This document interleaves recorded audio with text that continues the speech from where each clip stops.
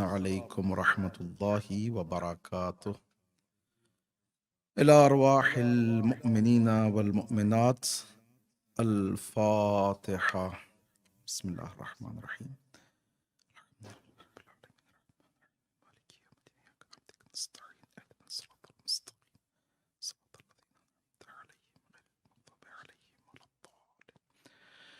بسم الله الرحمن الرحيم. قل هو الله أحد الله الصمد لم يلد ولم يولد ولم يكن له كفوا أحد. أعوذ بالله من الشيطان الرجيم.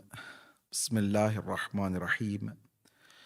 لا حول ولا قوة إلا بالله العلي العظيم. أفوض أمري إلى الله والله بصير بالعباد. الحمد والثناء لله رب العالمين. ثم الصلاة والسلام تحت الإكرام على جميع الأنبياء والمرسلين وعلى خير خلقه البشير النذير السراج المنير الذي سمي في السماء بأحمد وفي الأراضين بأبي القاسم محمد. اللهم صل على محمد وعلى آل بيته الطيبين الطاهرين المعصومين المظلومين المنتجبين الميامين الذين أذهب الله عنهم الرجس وطهرهم تطهيرا. اللهم صل على محمد ولعن دائما على أعدائهم أعداء الله من يوم ظلمهم إلى يوم الدين. أما بعد،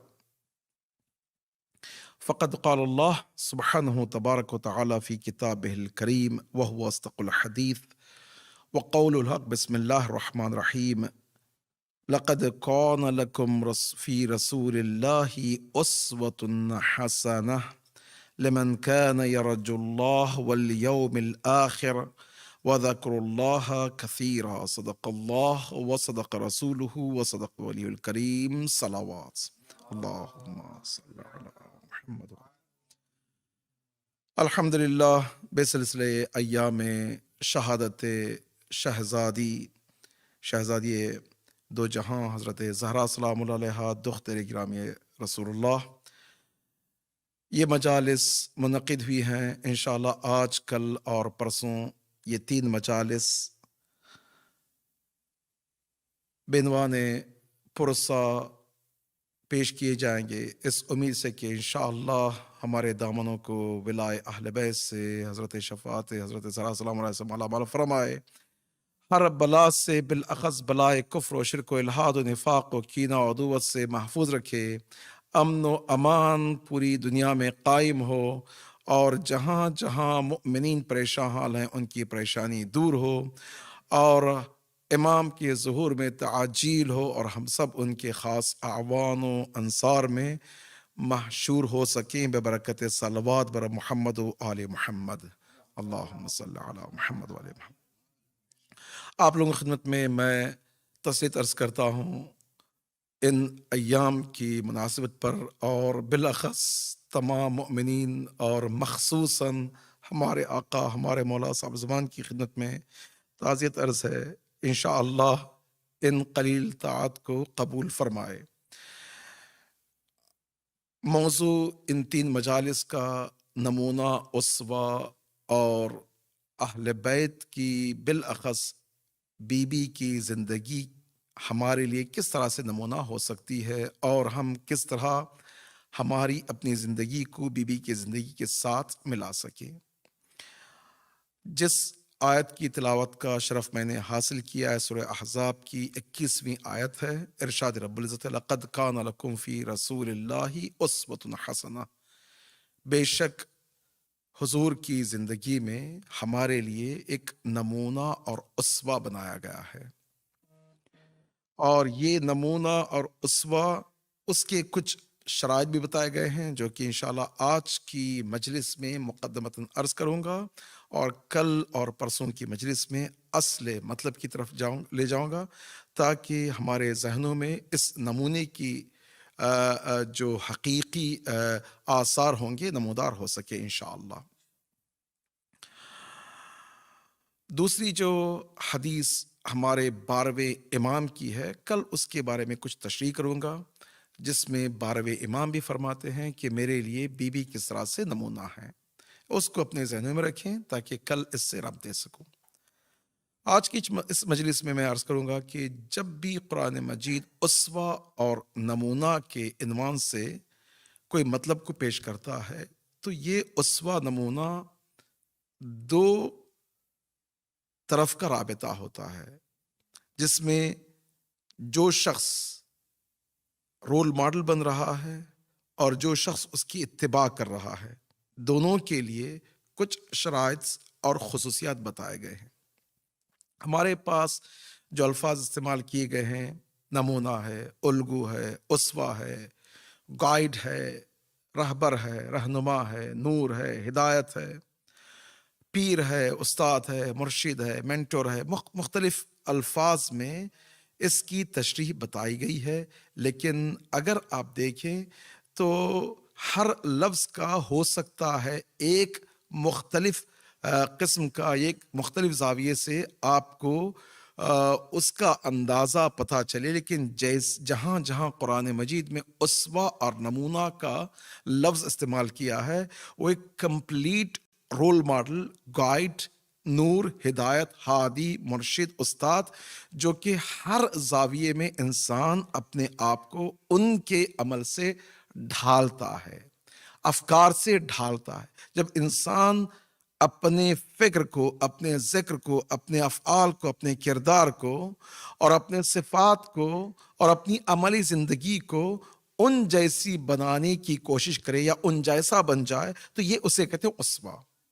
تو اسوہ یہ نہیں ہے کہ ہم صرف کوئی تخیلی خیالی بات کریں، بلکہ کمپلیٹ نمونہ پیش کیا گیا ہے، اور وہ نمونہ صرف اس دنیا میں نہیں بلکہ آخرت میں بھی ہے۔ میں بارہا اس سے پہلے عرض کر چکا ہوں کہ جیسے تلقین پڑھائی جائے گی، تلقین ایک زندگی کا ایک نیا حصہ شروع ہو رہا ہے میت کے لیے، انسان کے لیے، وہاں پر بھی خدا متعال جو فرشتوں کو بھیج کے سوال کرے گا، اس میں سوال میں کیا ہوگا؟ هل انت على العهد الذي فارقتنا عليه من شهادة لا اله الا الله، کیا تم اسی عہد و پیمان پہ باقی ہو جو خدا سے کیے تھے؟ وہ کیا ہے؟ تمہارا امام کون ہے؟ تم کس کی اقتدا کر رہے تھے؟ آج 14 صدیوں کے بعد میں اور آپ بیٹھے ہوئے ہیں، یہ جو 14 صدیوں کے بعد میں اور آپ یہاں پہ جو ہم بیٹھے ہوئے ہیں، اگر دیکھیں تو ہمارا جو رابطہ ہمارے اماموں کے ساتھ، بی بی کے ساتھ جو ایام مجلس میں ہے، یہ صرف تاریخی رابطہ نہیں ہے، یہ تاریخ میں کوئی ہستیاں تھیں، کوئی بادشاہ تھا، کوئی کنگ تھا، نہیں، بلکہ میری آج کی عملی زندگی میں یہ 14 ہستیاں ایک نمونہ، الگو، رہبر، رہنما اور پیر و مرشد ہیں ہر اعتبار سے۔ اگر میں سوچتا ہوں، اگر میں بولتا ہوں، میری اگر ادا ہے، ہر ادا میں، ہر فکر میں، ہر ذکر میں، ہر عمل میں وہ میرے رہنما اور الگو ہیں۔ اگر اس کو انسان سمجھ جائے تو کافی۔ اب دیکھیں، اس کے لیے تھوڑا میں اور وضاحت کے ساتھ کچھ عرض کروں تاکہ اس سے واضح ہو جائے۔ جب بھی الگو اور اسوہ کہتے ہیں تو وہ 3 قسم کا الگو اور اسوہ ہوتا ہے۔ ایک الگو اور اسوہ جو نا یہ جھوٹا ہوتا ہے، اس کی کوئی بنیاد نہیں ہوتی، جس طرح سے تاریخی کتابوں میں ہنومان کے بارے میں بتایا جاتا ہے، یہ ہنومان جی یہ صرف تاریخ میں ہے، اس کی کوئی حقیقت ہے نہیں۔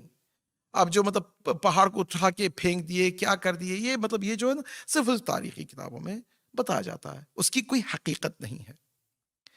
ایسے ہی اگر آج دیکھیں اور ہمارے بچوں کے لیے، میں انشاءاللہ کل پرسوں کی میں تھوڑا اور میں گہرائی میں لے جاؤں گا، میں اگر دیکھیں تو آج ہمارے بچے جو فکشن جو بک پڑھتے ہیں، جو فکشن بکس ہوتے ہیں، ناول فکشن بک ہوتے ہیں، جیسے اس میں مثال کے طور پر ہری پاٹر ہے، اگر دیکھیں تو یہ پوری بنیاد جھوٹی، تخیلی، اس میں کوئی حقیقت نہیں ہے، ایک جادو اور جھوٹی تخیلی کی بنیاد پہ ہے، لیکن ہمارے بچے اس طرح سے چپک جاتے ہیں، لپک جاتے ہیں کہ راتوں رات پوری پڑھتے ہیں. وہ پورے جو یہ ہیں اس میں جو نمونہ پیش کیا جا رہا ہے ایک جھوٹا نمونہ ہے، تخیل، اس میں کوئی حقیقت باہر ہے نہیں.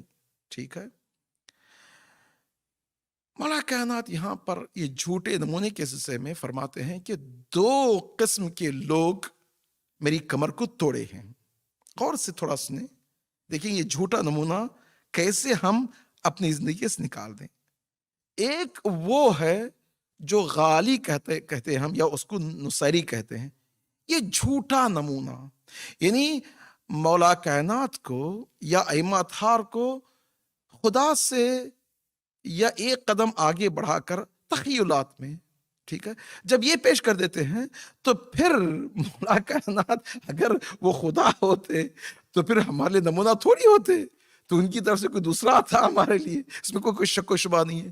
تو یہ ایک وہ ہے جو میری کمر کو توڑا ہے. مولا کائنات کی جملات ہیں، میں اس کی گہرائی میں نہیں جانا چاہتا، لیکن آپ بارہا سن چکے ہیں. وہ ایک ہے. دوسرا کون ہے؟ وہ ہے جو میری فضیلت کو نہیں سمجھ کے علی کو معاویہ کے ساتھ مقایسہ کر رہا ہے. اللہ اکبر. آج بھی مسلمانوں میں کثیر تعداد میں جو ایک گروہ پایا جاتا ہے کہ بھئی رسول ایک ڈاک لانے والے، ایک پوسٹ لانے والے تھے، خدا کی طرف سے قرآن دے کے چلے گئے. حسبنا کتاب اللہ. یہ پوسٹ سے بک آ گئی خدا کی طرف سے، بس کافی ہے، اس کے علاوہ کچھ بھی نہیں ہے. بلکہ اتنی ان کی زندگی کو گرا دیا، اور افسوس کے کہتے ہیں کہ بھی ہم سنت رسول پر عمل کرنے کی کوشش کر رہے ہیں. اگر سنت رسول کو دیکھیں، جو رنگیلا رسول نعوذ باللہ جو کتابیں لکھی گئی ہیں، یا جو سلمان رشدی جیسے فاجر لوگ جرأت کرتے ہیں کتاب، اب اس کی بنیاد کہاں ہے؟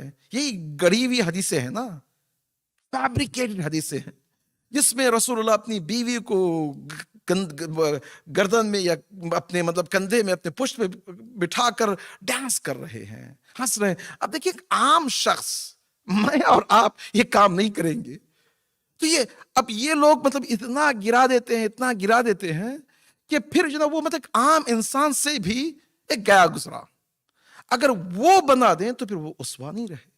نہ وہ اسوا ہے، نہ نصیریوں کا علی اسوا ہے. ٹھیک ہے. یہی جس طرح سے ہنومان کا تصور یا اس طرح کی جو ہوتے یہ ہے، یہ جھوٹا اسوا ہے. دوسرا کون سا اسوا ہے؟ دوسرا کہتے ہیں یہ خیالی جو ایک حقیقت پر ایک صفت یا کوئی کوالٹی، اس کی بنیاد پر ایک ایگزاجریشن ہوتا ہے. اب مثال کے طور پر اگر آپ کہیں کہ شجاعت کا تصور، بہت اچھی بات ہے شجاعت، اب وہ خیالی شجاعت، اس میں کیا ہوگا؟ اسپائڈر مین بنائیں گے، سپر مین بنائیں گے. اب اس میں مطلب نہیں، وہ جو جنگل کے بادشاہوں کا مطلب یہ کریں گے، یہ باربی بنا دیں گے لڑکیوں کے لیے. اس طرح کی جو نا یہ ایک اچھی خوبی اور خصوصیت تصور کرتے ہیں، خوبصورتی ہونی چاہیے. اس طرح سے باربی بنا دیں گے، ڈزنی بنا دیں گے. ان کی پوری اگر دیکھا جائے تو کوئی نہ کوئی ایک خصوصیت جو کہ انسان اس کو پسند کرتا ہے، پسندیدہ خصوصیت کی بنیاد پر وہ کیا کرتے ہیں؟ وہ آتے ہیں اس کا جو نا ایک نمونہ پیش کرتے ہیں، اسوا پیش کرتے ہیں. اب وہ اسوا کتابوں کی حد تک، فلموں کی حد تک اچھا ہے. اگر میں اسپائڈر مین بن کر اس بلڈنگ سے اس بلڈنگ کی طرف جانا چاہوں تو چٹنی بھی باقی نہیں رہے گی. ٹھیک ہے. یہ تصورات یہ تو نہیں ہے نا، یہ قرآن مجید میں تو اسوا نہیں ہے، حدیث میں یہ تو اسوا نہیں ہے. ٹھیک ہے. یہ دوسرا اسوا ہے. افسوس کی بات یہ کہ اہل بیت کے ساتھ بھی کچھ لوگوں نے جب اہل بیت کی خوبی یا رسولوں کی خوبی بیان کی ہے، اب میں سب کی بتا رہا ہوں، مسلمانوں کی میں اشارہ نہیں کر رہا ہوں، تو اس میں دیکھیں خود ائمہ اطہار یا خود رسولوں کی زندگی کے بارے میں کچھ کتابیں پڑھیں تو ایسا تخیلی شجاعت انبیاء بتائی جاتی ہیں جس میں کوئی میری زندگی میں عملی طور پہ میرا کوئی واسطہ نہیں ہوگا، ان سے کوئی واسطہ نہیں ہوگا. ٹھیک ہے. وہ عملی نہیں ہے، خیالی ہے. ٹھیک ہے. اب مثال کے طور پر میں تھوڑا چونکہ اپنے مجمع کو جانتا ہوں، اپنے لوگوں کو جانتا ہوں، اس لیے میں جرأت کے ساتھ بتا رہا ہوں میں۔ اب دیکھیے خود مولا کائنات کے سلسلے میں اگر دیکھیے اسوہ اور نمونہ اگر شجاعت کے لیے بیان کیا جاتا ہے تو کیا نمونہ پیش کیا جاتا ہے؟ کیا آسمان سے ذوالفقار کا نازل ہونا شجاعت ہے؟ وہ تو نہیں ہے نا، وہ تو ایک مولا کائنات کی اخلاص کا ایک نتیجہ ہے، ٹھیک ہے، وہ تو میری شجاعت نہیں ہے، ٹھیک ہے۔ درے خیبر کو اکھاڑنا وہ بھی شجاعت نہیں ہے، جیسے کہ وہ تو شجاعت خاص ہے۔ مولا کائنات فرماتے ہیں ما قلعت، میں نے درے خیبر کو اکھاڑا نہیں، یہ بازو کی قدرت سے، قدرت ربانیہ، ٹھیک ہے۔ پھر مولا کائنات کی اصل شجاعت کہاں ہے؟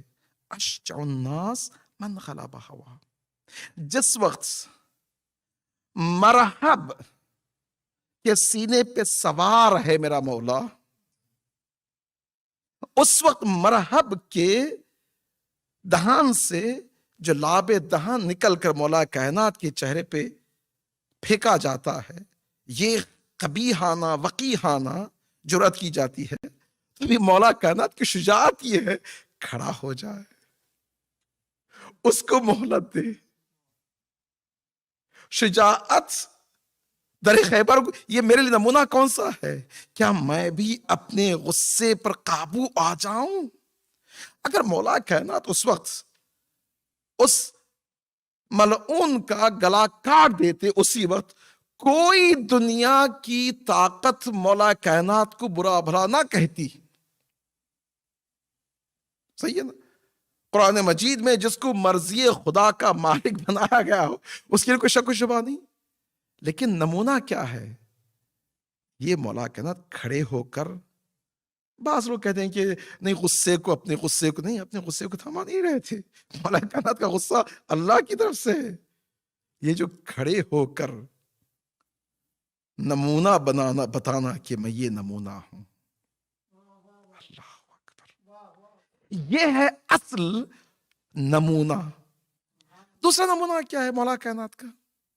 اگر نمونہ ہے در خیبر میں، دیکھیے بعض اوقات جو روایت و حدیث ہیں وہ ہم ایک خاص گوشے کی طرف لے جاتے ہیں۔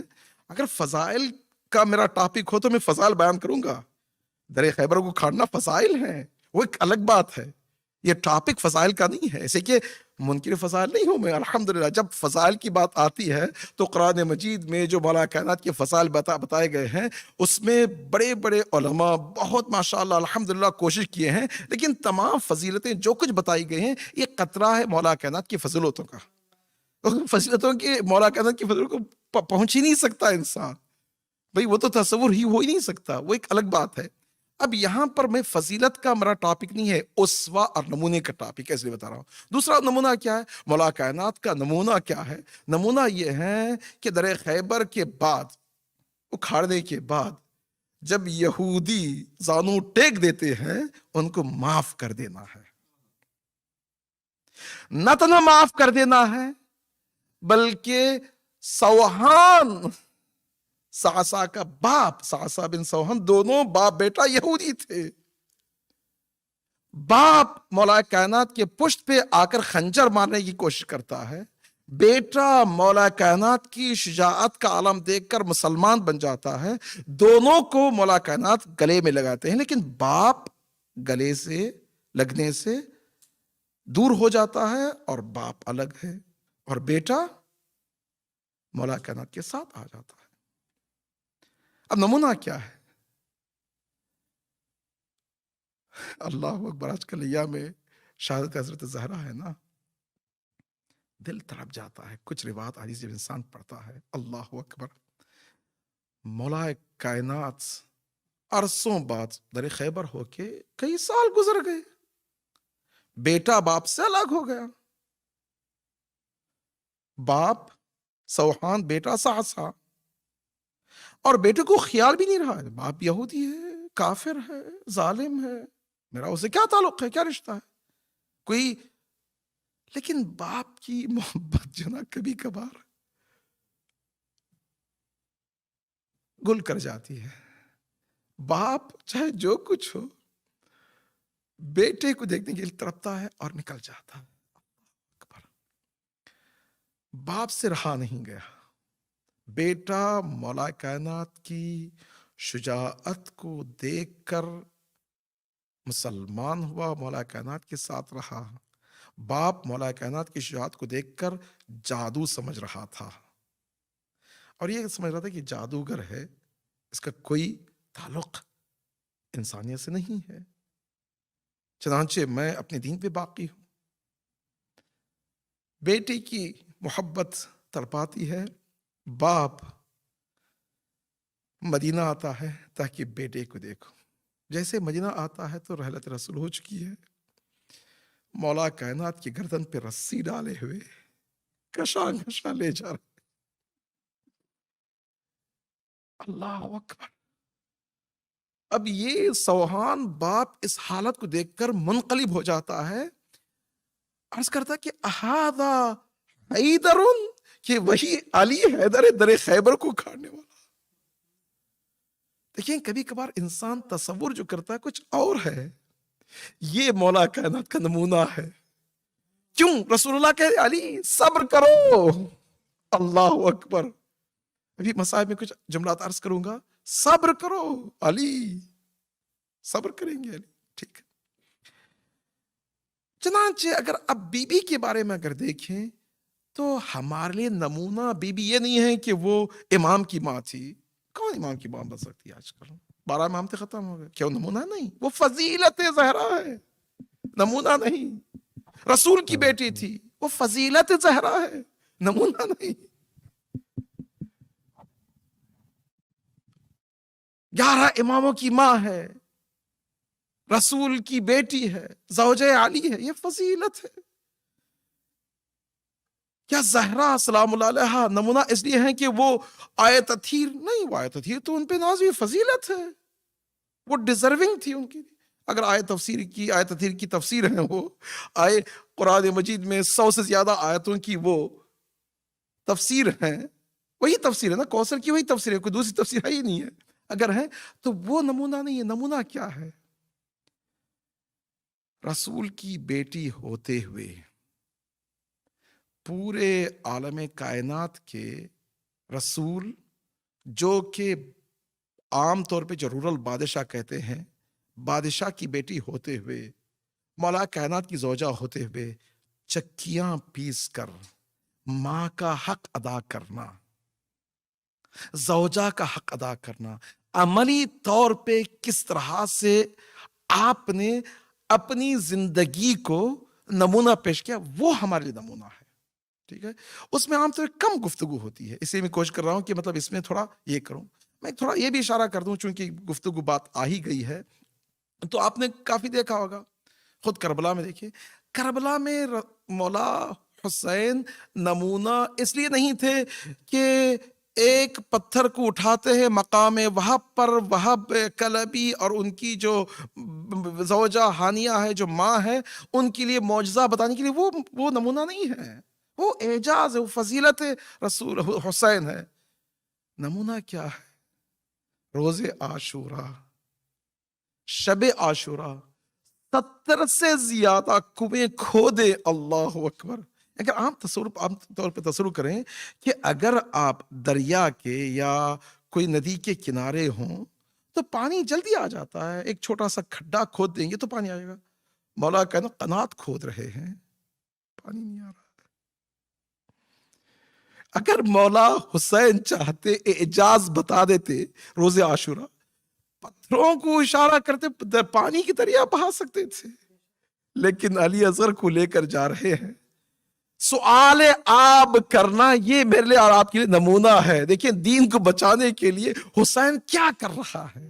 اللہ ہدایت کی کیا کیا راستے بتا رہا ہے. بہرحال کہنے کا مقصد یہ ہے کہ دوسرا جو خیالی ایک کوئی صفت کی بنیاد پر بنا دیتے ہیں، لیکن وہ جو کچھ ہمیں بتایا جاتا ہے اس کی کوئی حقیقت نہیں ہوتی، لیکن ہمارے نمونہ یہ پیش کیا جا رہا ہے.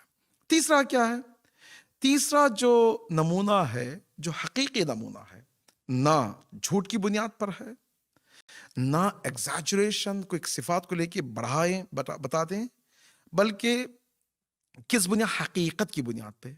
حقیقت کی بنیاد پہ 3 قسم کے نمونے قرآن مجید میں بتائے گئے ہیں۔ پہلا نمونہ جو قرآن مجید میں بتایا گیا ہے، عام نمونہ ہے، نمونے عام، علامہ طباطبائی کی جو تفسیر میں جا کر دیکھیں اور مختلف کتابوں میں، پر محمد والے محمد صلوات،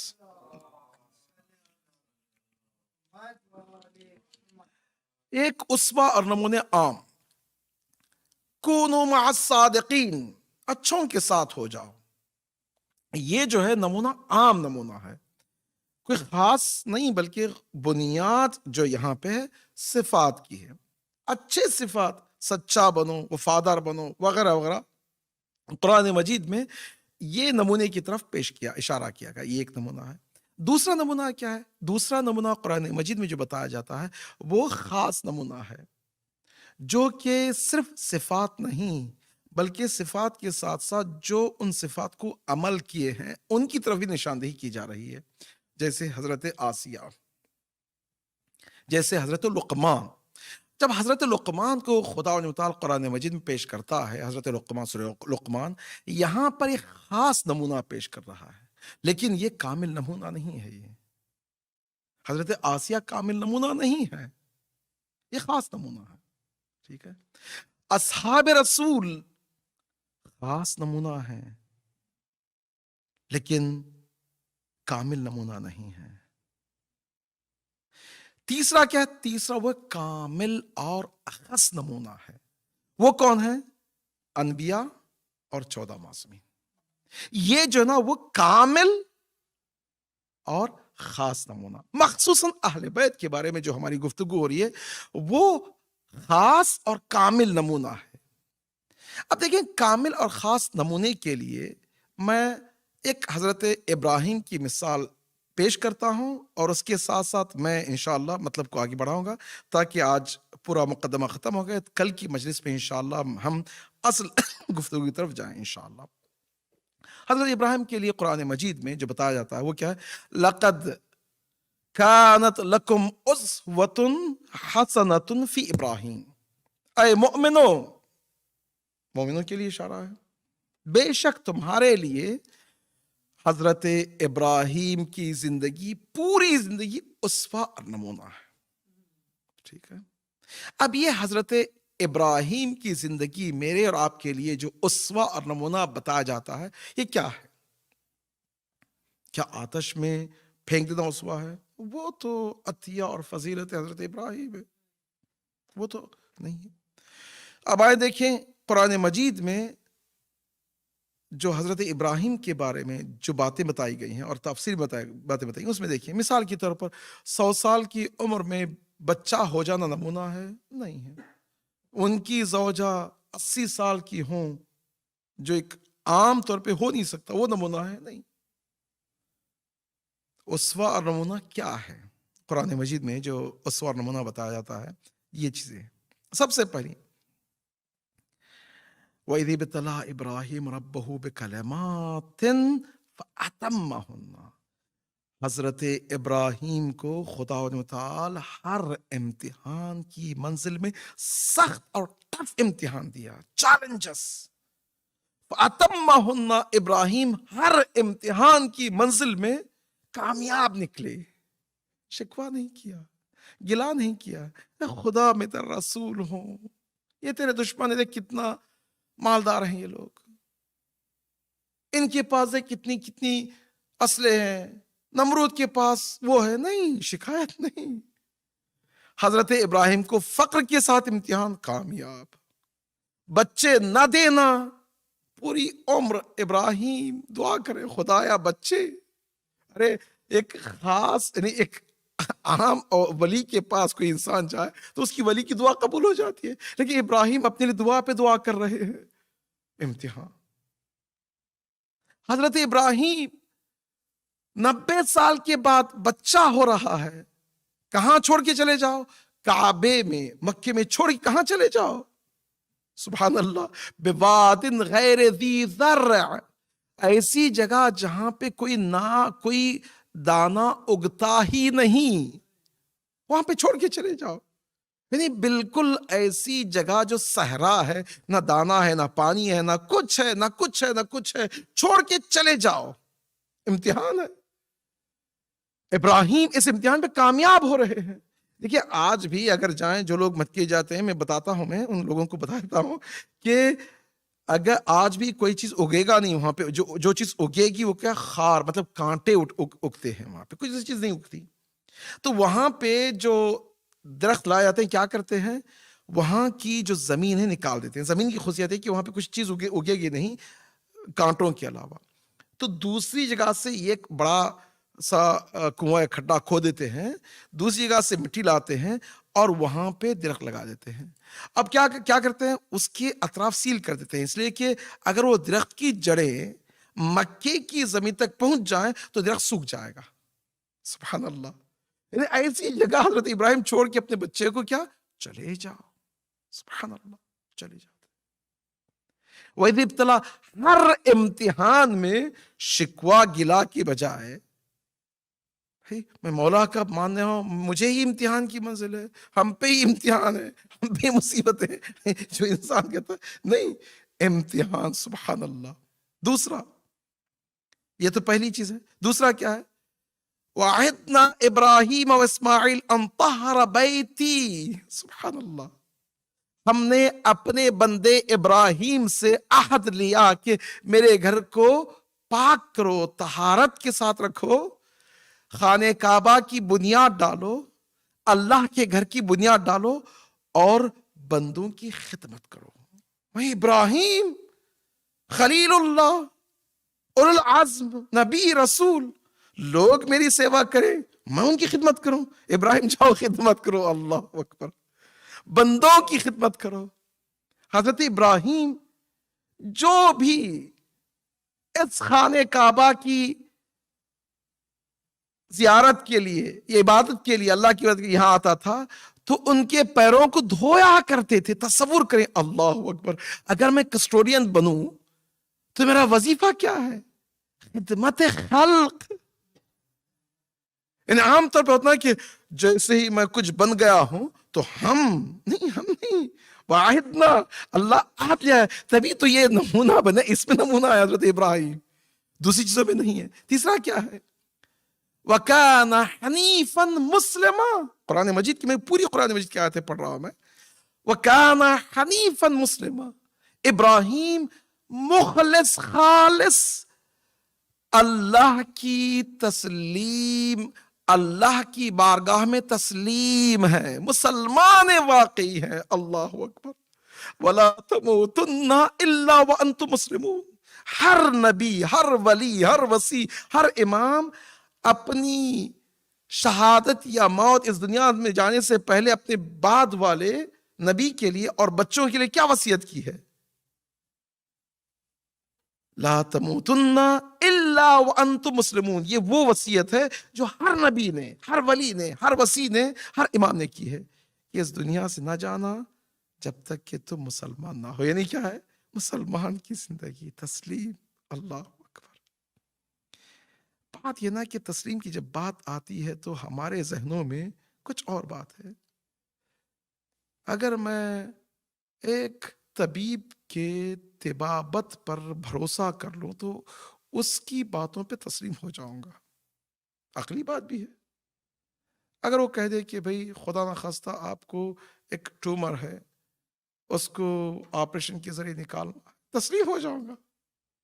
بھی بچے مجھے مجبور کریں کہ تم جاؤ سائن کرو، پیسے بھی دو، کٹواؤ بھی، آپریشن بھی کرو، کیوں؟ اسے کہ مجھے معلوم ہے کہ اس کے بعد بھروسہ ہے کہ ٹھیک ہو جاؤں گا۔ ٹھیک ہے، اگر کسی پہ انسان تھوڑا سا بھروسہ کر لے، قرضہ دے دے، قرضہ دے دے گا۔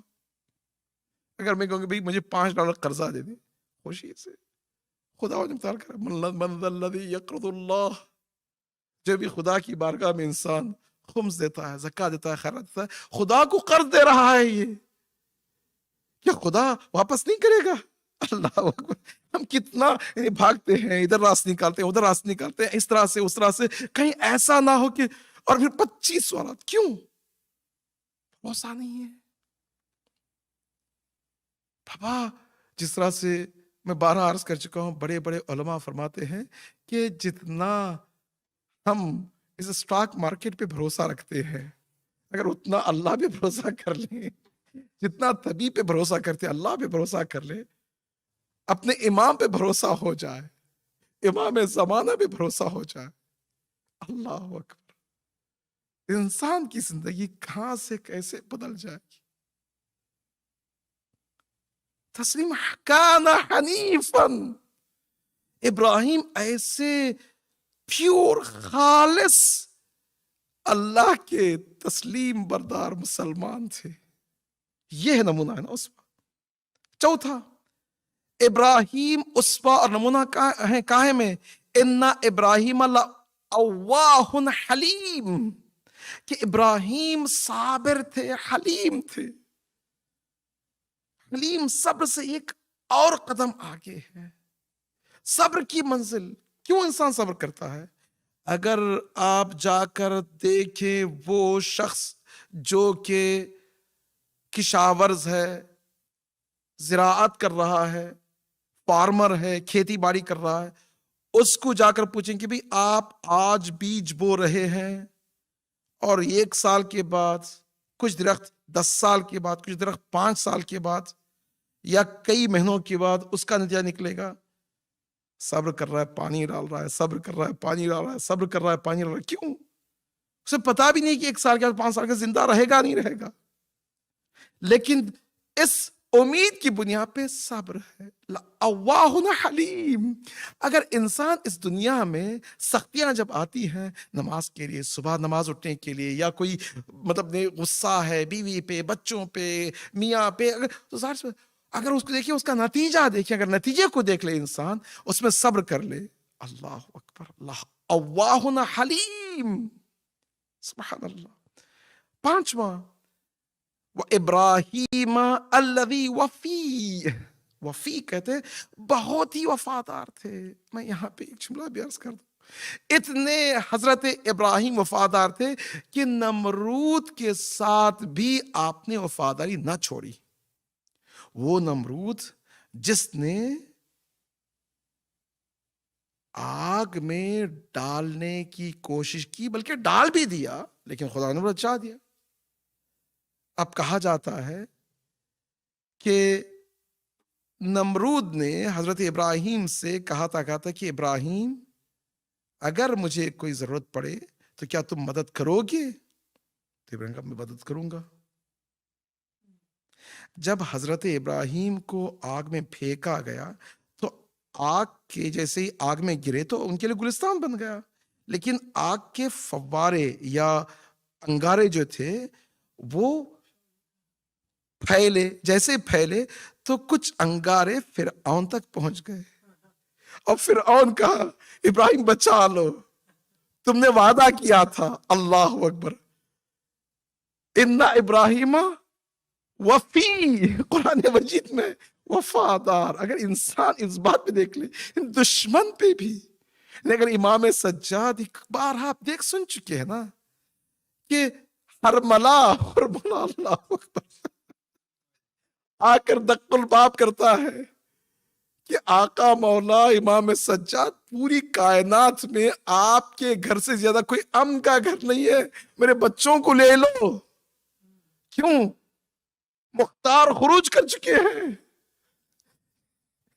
اب دیکھیں یہ مولا چہرہ دیکھ رہے ہیں کہ علی اصغر کا چہرہ نظر نہیں آ رہا ہے، علی اکبر کا چہرہ، قاتل علی اصغر کے بچوں کو وفاداری کے ساتھ پال رہے ہیں۔ نہ جانے دل پھٹ جاتا ہے کس طرح سے امام سجاد نے جیسے جیسے دیکھتے تھے کہ علی اصغر کا چہرہ نظر نہیں آتا تھا، پانی دے رہے ہیں، کھانا دے رہے ہیں، بچوں کی طرح پال رہے ہیں، محبت دے رہے ہیں۔ کون؟ امام سجاد، میرا اور آپ کا آقا مولا۔ انسان دیکھیے یہ نمونہ ہے نا اسوہ۔ نمونہ کیا ہے؟ شجاعت میں، وَتَاللَّهِ لَأَكِيدَنَّ أَصْنَامَكُمْ، خدا کی قسم کوئی مجھے روک نہیں سکتا اللہ کی عبادت کے لیے۔ اللہ کو، ابراہیم کھڑے ہو گئے اکیلے، بتوں کو توڑ رہے ہیں. اللہ اکبر. ہجرت کا مقام آتا ہے، انی مہاجر الی اللہ. دنیا کریے ابراہیم کہاں ہجرت پہ جا رہے ہو؟ اپنے بچوں کو، آپ کا بچہ اکلوتا بیٹا ہے نا، چھوڑ کے جا رہے ہیں. ابراہیم جا رہے ہیں. سبحان اللہ. دیکھیں، تصور کریں. کہنے کا مقصد یہ ہے کہ چونکہ دامن وقت میں گنجائش نہیں ہے، ورنہ میں اور گہرائی کے ساتھ اور تھوڑا تفصیل کے ساتھ میں عرض کرتا، لیکن ابھی دامن وقت میں گنجائش ہے نا، کچھ میں مطلب کچھ اور مطالب عرض کر دوں. انشاءاللہ کل سے اور کچھ گہرائی میں انشاءاللہ جاؤں گا. کہنے کا مقصد یہ کہ اسوہ اور نمونہ جو کہتے ہیں، وہ اسوہ اور نمونہ جو ہم سوچ رہے ہیں اس میں نہیں، بلکہ حقیقی اسوہ کامل کون ہے؟ خدا کی قسم، دنیا میں جو بھی اپنے لیے ماڈل بناتے ہیں، رول ماڈل بنتے ہیں، ان کے اندر ایک یا دو خوبی وہ بھی بناوٹی ہوتی ہے، حقیقی خوبی نہیں ہوتی. جو خوبیوں کا مرکز وہ کیا ہے؟ سب سے پہلی خوبی جو اسوہ کامل، اسوہ حقیقی ائمہ تھار، جو ہماری گفتگو بی بی کے سلسلے میں ہو رہی ہے، جو کل سے انشاءاللہ اور ایلابریٹ کروں گا میں، اس میں سب سے پہلی خوبی اور خصوصیت کیا ہے؟ یہ ہے کہ وہ معصوم ہو. اگر کوئی ایسا اسوہ ہو، نمونہ ہو، جو کہ خطا کی گنجائش، تو میں کیوں اس پہ عمل کروں؟ ٹھیک ہے. آج جو گفتگو چل رہی ہے نا، گفتگو یہ ہے کہ اگر ویکسن لیں تو فائزر ہے، میڈرن ہے، وغیرہ وغیرہ، میڈرنا وغیرہ جتنے بھی ہیں، اس میں کیا 90% وہ بہت اچھا ہے. اگر کوئی 100% بغیر کوئی اس کی ہو تو اس پہ کیا کریں گے؟ نہ جانے کچھ نام نہاد مسلمان، ان کی عقلوں میں کیا تالا پڑ گیا ہے، کیا دشمنی ہے رسول سے. میں اولاد رسول کی بات چھوڑ دیں، زہرا کی بات چھوڑے، خود رسول سے کیا دشمنی پڑ گئی ہے. جہاں پر بھی عصمت کا ذکر آتا ہے، رسول کی زندگی اس طرح سے پیش کر کے بتاتے ہیں کہ وہ نمونہ بن ہی نہیں سکتے. میرا قرآن مجید، نعوذ باللہ، میں اس پہ عمل ہی نہیں کر سکتا. میں کیا عمل کروں کہ اپنی بیوی پہ کندھے میں بٹھا کے میں ڈانس کروں؟ یہ رسول میرا ہے، نعوذ باللہ. بھئی رسول کی زندگی کچھ اور ہے. اللہ اکبر. معصوم ہے. اگر معصوم نہ ہو تو مجھے نمونے کامل بنانا ہی نہیں ہے. بابا خدا حافظ. تو اسی لیے اگر عصمت کو دیکھنا ہے تو خود آئے دیکھیں، زیارت جامع کبیرہ میں پڑھیں، جو اہل بیت کے سلسلے میں جو بتایا گیا ہے کس طرح سے کامل نمونہ ہر اعتبار سے ہے. عصمت کا، معصوم کا ہونا. اور کوئی ایسی گاڑی چلاؤں جس میں مجھے خطا یہ ہے کہ گاڑی مجھے مطلب یہ کر دے کہ کیوں گاڑی چلاؤں گا؟ 100% گارنٹی ہوتی ہے، ایشورٹی ہوتی ہے، انشورنس، تبھی تو چلاتا ہے نا انسان. پھر بھی 0.001% چانس ہوتا ہے کوئی خطا ہو، تب بھی انسان کہتے ہیں یہ اس میں زیادہ یہ ہے، اس میں بہتی ہے یہ. تو اگر میں اپنی چھوٹی گاڑی اپنے گھر سے جاب کو جانے کے لیے مطلب ایسی گاڑی کا انتخاب کرتا ہوں جس میں مجھے اطمینان ہو، کہ کیسا میں نمونہ انتخاب کر لوں جس میں جو کہ معصوم نہ ہو ہی نہیں سکتا. اسی لیے عصمت کی شرط جو نا وہ ہماری ایک ایشورٹی کے لیے بتا رہا ہے خدا و تعالی. دوسرا کیا ہے؟ نمونہ اسوہ انسان ہونا چاہیے، فرشتہ نہیں، ملک نہیں. قرآن مجید میں کہا گیا ہے کہ جب کفار و مشرکین دیکھیں بھئی خدایا تو ایک انسان کو نمونہ بنا کے بھیجا، اگر ملک یا فرشتہ ہوتا تو بہتر ہوتا. تو خود وہ جواب دیتے ہیں کہ اگر ملک اور فرشتہ ہوتا تو ہم کہتے ہیں کہ وہ ہم جیسا نہیں ہے، ہماری مشکلات کو کیا جانتا ہے. تو انسان ہو.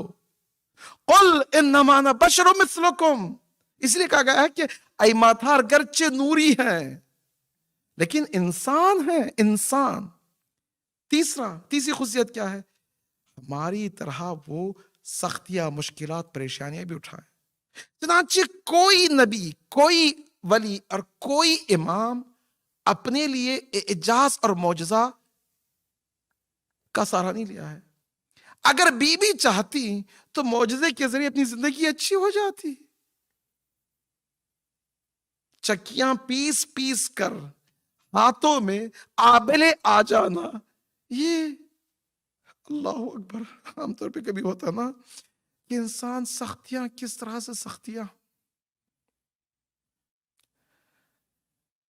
انسان ہماری طرح مشکلات، اب مولا حسین کی مثال دیکھیں یا ہر ائمہ اطہار کی مثال دیکھیں یا خود بی بی فاطمہ الزہرا کی مثال دیکھیں، اگر وہ چاہتی معجزے کے ذریعے ایک دعا، بی بی کی دعا کافی ہے. یعنی قرآن مجید میں جو کہا گیا نا، چونکہ بی بی کا ذکر ہے تو میں آپ کے سلسلے میں یہ بھی عرض کر دوں کہ امام فخر رازی اہل سنت کے بہت ہی بڑے مفسر ہیں. وہ تبت یدا ابی لہب وتب کے یہی کہتا کہ جیسے ہی بی بی کے پیشانی پر وہ پتھر گرا، اللہ اکبر. قصہ تو آپ سن چکے ہیں نا، جب رسول اللہ پہ مصیبتیں پڑتی تھیں تو اس زمانے میں رسم یہی تھا کہ جب مرد لڑ رہے ہیں تو کوئی عورت گھر سے آ کے بچا لے تو پھر عرب کہتا ہے میری غیرت گوارا نہیں کر رہی کہ میں اس عورت کے ساتھ مقابلہ کروں، چھوڑ کے چلے جاتے تھے. تو رسول اللہ کے لیے یہی تھا کہ جب خون میں گرے ہوئے ہیں، لہو لہاں ہیں، تو جب گر جاتے تھے تو بی بی آتی تھی 3 سال 4 سال کی، اپنے سانوں پہ رکھ کر رسول کے لیے محرم اور ماں بنتی تھی. تو ایک دفعہ کوہ صفا کے نیچے رسول اللہ تبلیغ کر رہے ہیں، جب رسول اللہ کو مار کے اذیت کر کے بہتان کے ذریعے اذیت کی گئی تو رسول اللہ گر جاتے ہیں، تو بی بی جیسے آتے ہیں تو سب چھوڑ کے چلے جاتے ہیں. لیکن ابو لہب ملعون کیا کرتا ہے، پتھر اٹھا کر نشانہ کس کے بی بی کے پیشانی پہ نشانہ لگاتا ہے. بی بی کی پیشانی سے جیسے خون برستا ہے تو بی بی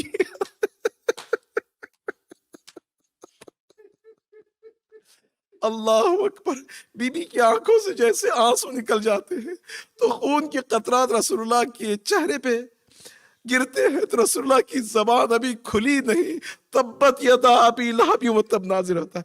اگر بی بی اپنے لیے ایک اعجاز کا سہارا لینا چاہتی تو نہ جانے کیا کیا ہو جاتا، لیکن معجزہ کا سہارا نہیں لی ہے. بی بی کیا کرتی ہے، ادھر رسول کی رحلت بھی ہے. آپ دیکھیں، خود تصور کریں کبھی کبھار زبان عاجز و قاصر ہے کہ بی بی کے مصائب کو بیان کرے. سبت علیہ مصائب،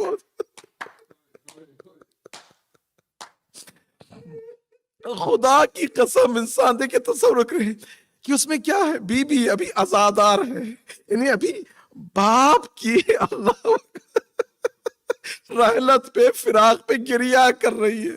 یہ جو ایام ہوتے ہیں پہلے 5 7 10 دن یہ جو ہوتا ہے وہ پرسہ دینے کے ایام ہوتے ہیں نا، تو بی بی پوچھ رہی ہے ابوالحسن کیا علی کوئی پرسہ دینے کے لیے آیا ہے؟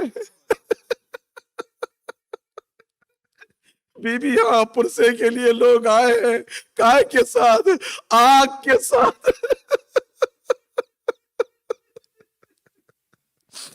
خدا کی قسم انسان تصور ہی نہیں کر سکتا کہ بی بی پہ کیا مصیبتیں بھی. ابھی رحلت رسول ہے، ادھر لوگ اپنا منصوبہ بنا رہے ہیں، بی بی باپ کے غم میں مبتلا ہے. بی بی اکلوتی بیٹی ہے رسول کی، دن و رات شب و روز ہر وقت رسول اللہ فرما چکے ہیں اللہم خدایا تو خود گواہ رہنا، یہ انا اہل بیت النبوہ ومعدن رسالہ ومختلف الملائکہ ومحبت الحلب، یہ اہل بیت کا گھرانہ ہے. رسول اللہ اسی گھر کو بوسہ دیا کرتے تھے. اکلوتی بیٹی ہے. قل لا اسألکم اجرا علیہ اجرا، اجر نہیں چاہیے، محبت کرے رسول اللہ. کیا رسول اللہ نے محبت کے لیے نہیں کہا تھا؟ یہ کون ہے؟ یہ جوان بیٹی ہے، ایسا نہیں کہ بوڑھی ضعیفہ 18 سال کی جوان بیٹی ہے. اور کون ہے؟ 2 بچوں 4 بچوں کی ماں ہے، 4 بچے اطراف ہو، اللہ اکبر، حاملہ ہو، علی کی زوجہ ہو، علی شجاع انسان ہو، باہر آ جائیں اور کھڑے ہو، علی گھر کے باہر آؤ ورنہ گھر جلا دیں گے. اللہ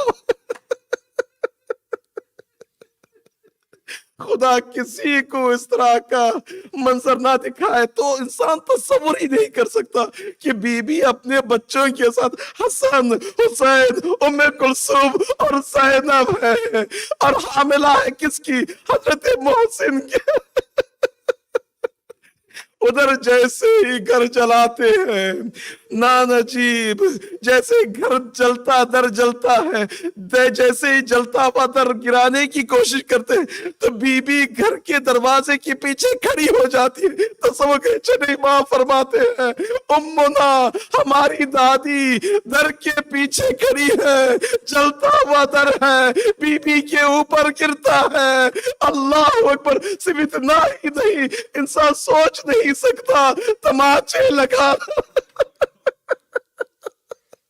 بی بی کا آواز دینا، یا مہدی ادرکنی۔ مولا کائنات کو نہیں پکارتی، کیوں؟ جانتی ہے کہ رسول کی وصیت ہے کہ علی گھر کے اندر رہنا۔ اب اسی حالت میں بی بی پکارتی، کس کو پکار رہی ہے؟ حسن ہے، حسین ہے۔ نہ جانے بچے ماں کے اطراف کس طرح سے چپکے ہوئے ہو اور ماں کا دامن چل رہا۔